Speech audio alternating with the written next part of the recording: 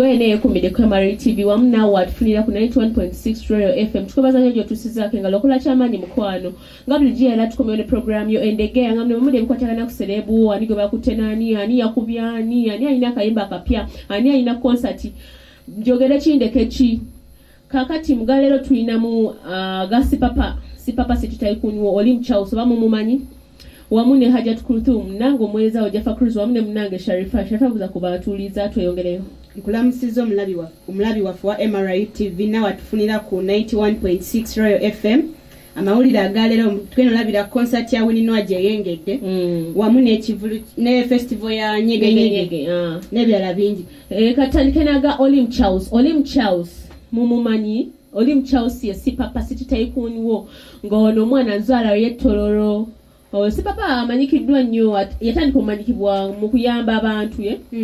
ye mungamwe muli omukyala gwe bayita Fiona Lukundo yamuyamba bamye motoka UPDF yamutomera nemmenyako omukono nga ozimanyite motoka teziyimirire ezo teziyimirire yamukona nemmenyako omukono twalanga sipapa yamuyamba yambereddewo mu buli kimu n'amalwaliro asasula bills bamusaba munnaye sipapa azayamba abantu ab'enjawulo wakuba ayawukana kubayamba abalala ab'enjawulo abalabikira mu kamera baba bayamba basooka ne bayita abakamera batire balaba nti nno bakoze eki bayambi kintu kya ku mutima kati papa tumwebaza nnyo ku ekyo ayamba nga teetese mu kamera ayamba nga ye omuntu nga tuvuddeawo munaye sipapa music promoter promoters abayimbi ab'enjawulo waliwo Serena Bata yali mukyala we ate nga ki promoting ne Brown Sugar ne muchala we ne abadde akola ki promoting ne mu music industry ya promoting Melody yamconnectinga kuki Dr. Joseph Chameleon na promoting music we munange si papa azala bikira mu buvuyo bwenjawulo twamula duli recently yagenda n'alumba ekitebe kya Nuupu ekamocha nakola obuvyo yakubira amasasi era munange abantu bane bekina kya Nuupu babanga balina ebisago munaye tebavayo bulungi naye tubuuza mucho emundu yagijjawa kirabika akolagana neki ne government police yamuwe emundu nagana nakyankalanya kasa police yajimu era kirabika kuba emundu yagijjawa abapolisi balina obbana emundu kakati nno kuluno yakoze eki kuluno munaye teyabbe sente ate yazibye oba bamubbyeko sente ennyingi nnyo ezitali ntono yazibye kuki oba yazibye ku Musudani sente ziyabye zimanyi sizimanyi $42 mukenda zili approximate to 1.6 billion kati goza sente ozifuna zikolesa boy simanyi na kumanya va kumpe osida muweereza ngina nekole ebirala munange sipapa onakulwairwa 28 omwezi ogw'omunana kutwakavamu mabeka si papa ngagenda muneba broking into inyumba yoyo ki Sudani ngo bayita Jacob munaye nawuliddeko nti Jacob musirikale wa Sudani kati papa yagenza omulima ngatamanyi nti musirikale ngatamanyi ngakatonda anakuvaamu tetegeere nti musirikale ngagenda munaye nga babba sente ezo babbirako iPhones 4 ne laptops eza Apple 2 ne laptop ya Dell emu jewelry wa mukazi woli bamwetise nemunaye era nga anabba nga banakugwamu era nga bisobusi bwabeera munange iPhone ezo baziturakinga fena tukimanyi nanga akwata Samsung nkimanyi nti iPhone balikola ki nkimanyi nti iPhone balikola ki baziturakinga munnaye teyategedde oba nti iPhone baziturakinga naye nga nkimanyi akwata iPhone naye obugagga bwaliko tasabba nga baturakinga iPhone uyo paka buwate gyadaddukidde buwate gyabeera amakage gali buwate mukira municipality gye bakwatidde ezo iPhones ebyennaku munaye ebyembi bakutte mukyala we gwe basanze waka gwe bakutenga katego okwatirako si papa munaye batuusabako omukyala yatamanyi nti ebintu bibbe yadamanyi omwami yamugulidde balese ebintu wakanga dadi wanakomawo n'omutikula ebintu bingira ennyumba munnange ng'otereka dadi alese ng'abakaza mukazi nga bamukaza ng'agamba sente ziri wali eri $7 nga ziri wali ziri mu milioni 2.5 2 eyo maaso eyo weziri munnange nga sente akola ki ng'aziwa polisi olwo nga agamba polisi muziriwa wali eri mu ngatto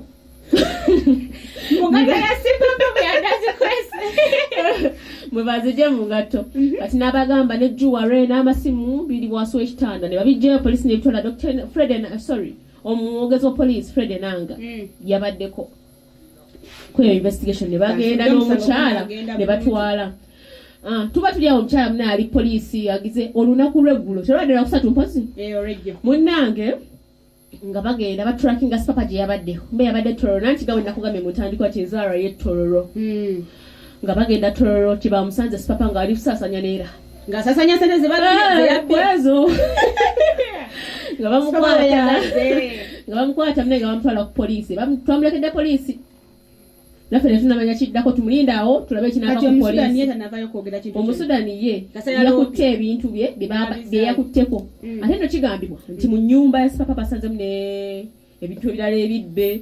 nga spare w'emmotoka nga number plates ez'enjawulo tetumanyi naye batumanyi bayabijja oba spare wa motoka ze simanyi babisanzeeyo ebintu ebyenjawulo bingi nebibbe munaye agasi papa ali ku poliisi bamusibye naye nga otugendako muguni mawulire gafa amalala Winnie Nwagi omanyi Winnie Nwagi omanyi nti alinayo ekivulunga 9 omwezi guno lwakutaano Winnie Nwagi akayimba akamuleta okumanyibwa abantu abasinga kayimba kamusawo ndowooza okamanyi kategeera twakakubirako omuziki kaliko endongo 216 oyo omukyala Winnie Nwagi azaalibwa omwami Henry Kabiito mwana wangabi n'omukyala Namuddu Sarah omukyala yeddire enkima maama we abantu abeddire enkima bawenye ekitiibwa bambi respect yabo enkima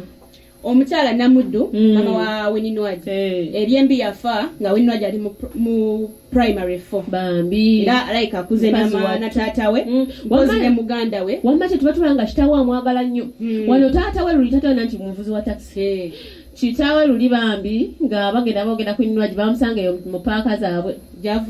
bamukuttemu ayogerereko ku mpewo ne bamugamba muwala waine omwaka nga ali protective ku muwala we oyo mba mwagala omanya emyaka gya muwala wange mumukwane mubeere naye Winnie Nwagi yazaalibwa mu mwezi gwa July nga 1989 jeje emyaka emeka 33 winga kito bambi si mukulu mwalowooza nti Winnie Nwagi baby kito bambi mukazi no yasomako yamalayo nno okusoma era yesimbawoko kuwa news anchor byamawulire binene naye kati bakye kyamujjayo munaye nange simanyi nabiwulirako nti yesimba ku amawulire era nga yenga yagamba eyamusikiriza obbeera munnamawulire omugenzi Bale Francis bambi that man yali asomera ddala amawulire Bale Francis asomeranga amawulire nange kenyini by the way kubansikiriza okujoininga journalism Winnie Nwagi alina ekivulu kye ku cricket oval Crockton luno emituko okuyingira emitwalo gibabeeka poze emeka ebiri gyokka tugende twesangeyo mpozi nawe waguze ticket naguze ticket n'obukumba nyina tugenda mu fire baby nanti tomorrow tusula mu fire baby kale nga tubudde fire baby katugendeko mukumulamu tuwole okusendeza abakama baffe tumale tukomewo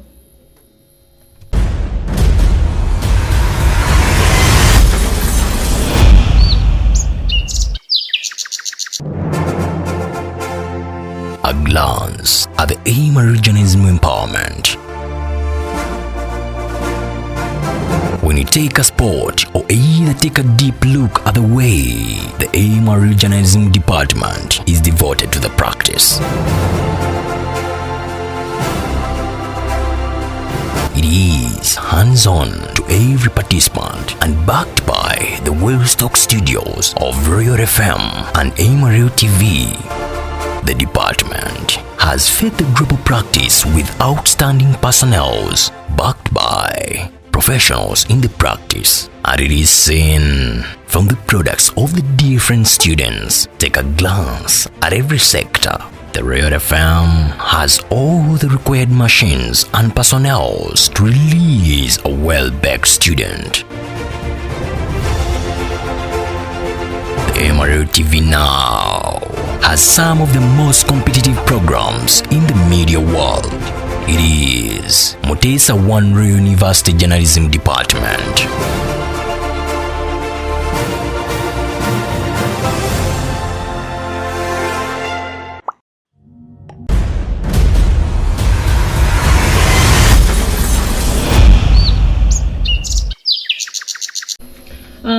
muddukeyo mukuumulamu kubanga munaye tuba tunogenda ku mulango bw'abakama baffe ne tukola ku ssente ate oluvannyuma ne tukomawo era tuba tunogenda ne tusooka ne tunywa kulondera amazzi kubanga munaye wolokoso gwe tubawa si mwangu tuba tulina okwogera nanti mukimanyi mbeera yo ne mugalira byeyogeza era tulina okweyogeza programu yaffe show yaffe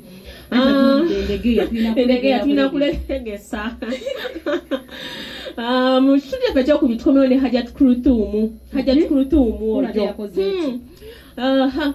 Hajat Kuruthumu nno nga tunagenda wala yali omukyala w'omugenzi Haji Nuhu Mzata Sheikh bambi peace kituufu omwoyo gwe Mungu agulamuze ekisa munnange Haji Mzata we yafa bwaki Sheikh Hajat Kuruthumu teyatuula wadde teyewumuza okuwumuza muki yeetegerawo bw'ati ate ng'obusiramu tebukikkiriza yeetega nafunirawo haji omulala kale nafunirawo bamuyita Akram gumirisiza nawe omwana alina otunye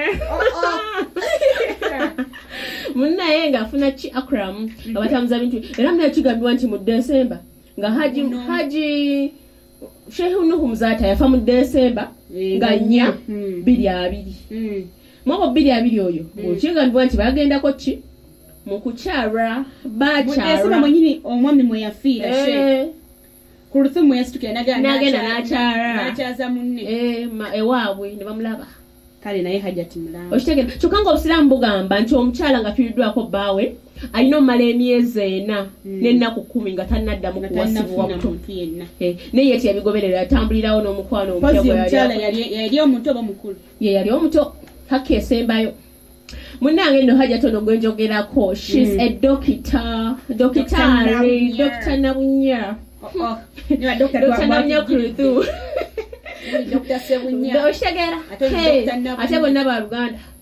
bedira omuziro gwe gumu munnaye doctor yakagraduatinga recently mu 2021 nagraduatinga Makerere University nafuna PhD waba okyali kulika degree alina degree ya PhD mu busawo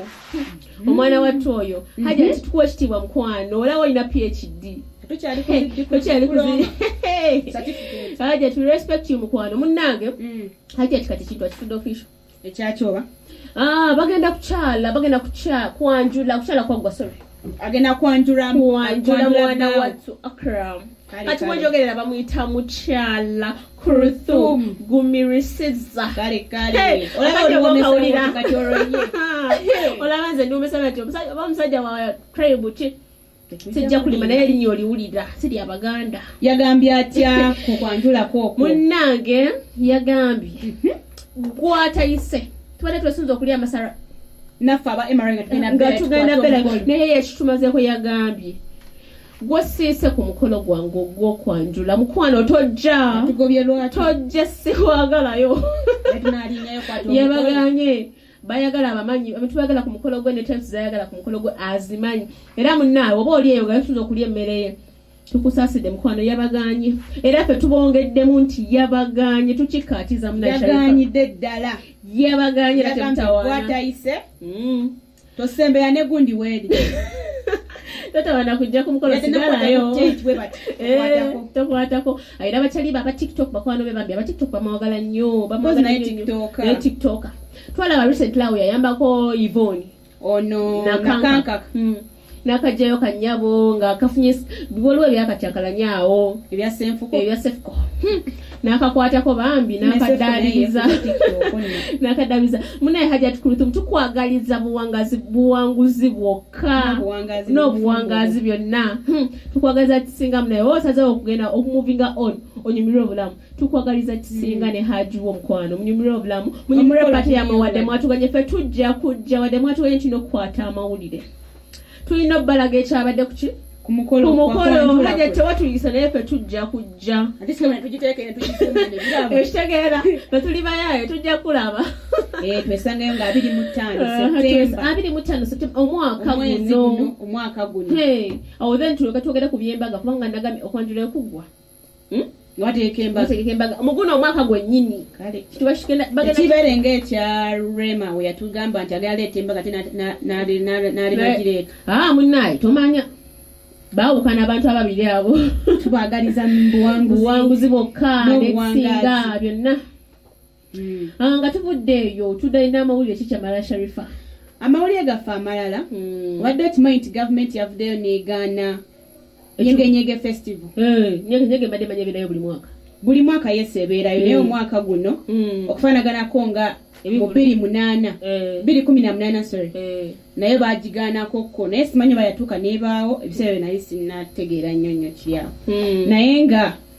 baavuddeyo ne bagamba mbu eno Nyege Festival terina beerawo mwaka guno bakyali awo bakyakubaganya birowoozo. Ani yavuddeyo n'ayogera ebiwaato? Ono Sarah Opendi woman MP Watoro mutegedde oyo yavuddeyo n'agamba mbu eyo gundi terina beerawo naye ate ono wa tourism and state affairs oyo Martin minister yavuddeyo n'agamba mbu tasobola kusazaamu gundi festival eyo olw'okuba abantu it's a source of tourist attraction. Abantu bajja mu Uganda abayitirivu ababeera simanga milioni meka mitwalo 8 bajja mu Uganda okuteekamu ssente mu kintu kyaffe.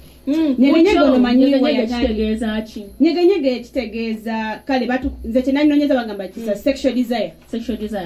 Nyege kintu tekiri awo nti kirungi nnyo tekisobola kwetabibwa mu baana basukka abaana wansi w'emyaka 18 tebakirizibwayo eri. Ekitegeeza abeerayo kwetega bwetezi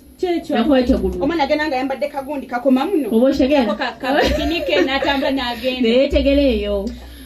Nyege no yatandika mu mwaka 2013 yatandikibwawo abaami babiri ba South Africa kuliko Deborah Derrick oyo ye co-founder waayo kuliko Delicizian nga balina amannya makambwe naye mazibu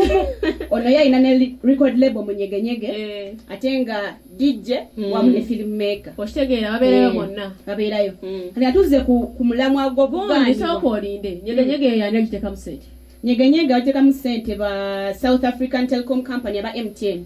era nga bagiteekamu ssente batandika okiteekamu ssente kuva mu 2017 era ne batuusa n'erinnya lyayo ne bagituuma MTN Nyege kyekyo okitegeera mpagala nnyo otegeera mangu kati natuze ku sorry Honorable Anita Monk speaker waffe bambi yavuddeyo n'agamba kino yes it's a tourist attraction mu Uganda kireeta sente naye ate batyobodde empisa za wano mu Uganda enyambala kati ebintu ebikolebwayo osobola kungamba nti bagenda birega ku TV balina obbirageera era abaana esawa abanamawulire tulina obbaayo tulina obbiteekako ku TV ne balabako kati ono nawulidde nti Prime Minister yagambye nti ye tajja kukola ki ekivulu kigende mu maaso ate nga Anita Monk yagamba ki tekirina kugenda maaso bakyali awo bateesaganya nawulidde nti baagala bakole meeting olunaku olwaleero basalewo ku ki ekigenda okugenda mu maaso nga kibeerayo oba tekibeerayo naye nga tinajjukira nga mu 2018 kyasazibwamu former tourism biki former ethic minister Simon Lukodo oyo ye yagamba tekirina beerayo kubanga liringa ekkubo eriridinga abantu mu devil worshiping abaana boononekerayo eyo abavubuka naddala ab'emyaka babali ba 18 mwana abeera akyali muto va ku bino nti bagenda beerayo craft bikyeyo art bebalaga bebagira bapromotinga culture kyekituufu its culture naye ate bayononekera abaana abamu boononekerayo kituufu watutwala ennaku 2-3 tusakumama nti tugenda musulayo oba okitegeera toyina ali gogera sula naye ndowooza leero tetubadde tulina leero mawulire banange Nyege bannaye tubadde tubirize era nga abantu beesunze Nyege naye katulinde yawikeja katulinde ekinavaayo mu meeting gyabagenda okwogera naye tujja batubikuwa buli kimu twewayo okuweereza buli kimu tukwewolokosa asinga mu buli kimu producer waffe tukwagala nnyo Marvin